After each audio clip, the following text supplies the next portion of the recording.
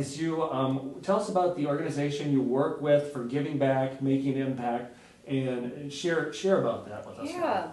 So not only do Clint and I really believe in giving back to our community here where we live through our church that we go to First Baptist here in town, but we also just love the idea of giving back to other organizations as well. So one of them that's really dear to my heart is Recycled Lives. They do have a website and a Facebook page. Sean and Brad Johnson, they are the ones who started Recycled Lives, and they actually live down in Guatemala. So they gave up their, the comforts of living in Cambridge, and they moved down to Guatemala.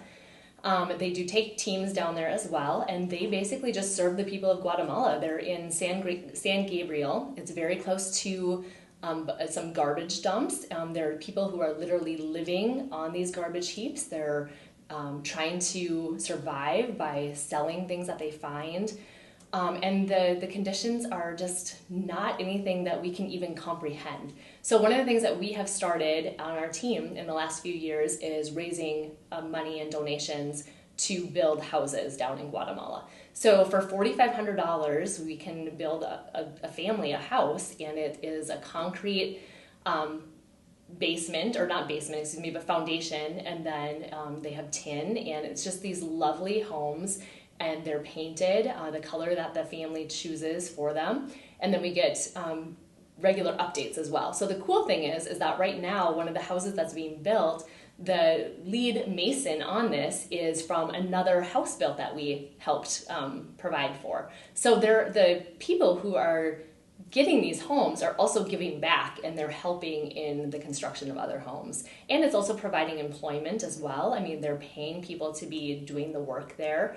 Little kids are there helping out, like the kids of the family that's being blessed by this home, and then even like kids in the community are coming there as well, which allows Recycled Lives opportunities to then see who else in the community is in need. They help out with food and backpacks and school supplies, and just reaching the needs throughout the community as well. That sounds really cool. Now you said you've been doing it for a few years. Yeah. And I think I've seen a couple times, maybe you've sent information or posted it about people, making donations and giving back. So it sounds like the people that you knew them, or they were from Cambridge, or how did you? Yep. So Brad and Sean, they're a husband and wife team, and they go to First Baptist Church. I first heard about them when a team had gone down to Guatemala. This was, I think, before they actually started the technical name of Recycled Lives, but they were talking about going and building a house down there, and they were putting, it's called lamina, I think is the name of it, but it's these sheets of tin, and they were using it as roofing materials. And as they were putting the roofing materials on, they realized that they were going to be running out. And so they prayed about it, and then, God just miraculously continued to provide enough of this material for them, for the houses that they were building and what they were constructing down there. So that just really, I remember being at the church service and just hearing about this, and that really just struck me, and that was really how I started getting involved with Recycled Lives. Now, I know your secondhand story, or heard from somebody. When you mean miraculous, I'm going to dive a little bit deeper. Like was it people showed up with tin, or just like the stories in the Bible where there was a little bit of food and then it fed 4,000 type of Yeah, story? I think, if I remember correctly, the tin was just kept being in the pile. Like they just had enough tin there and they didn't think they were going to. So yeah, it was miraculously provided for them. Yep. That is amazing. Yeah.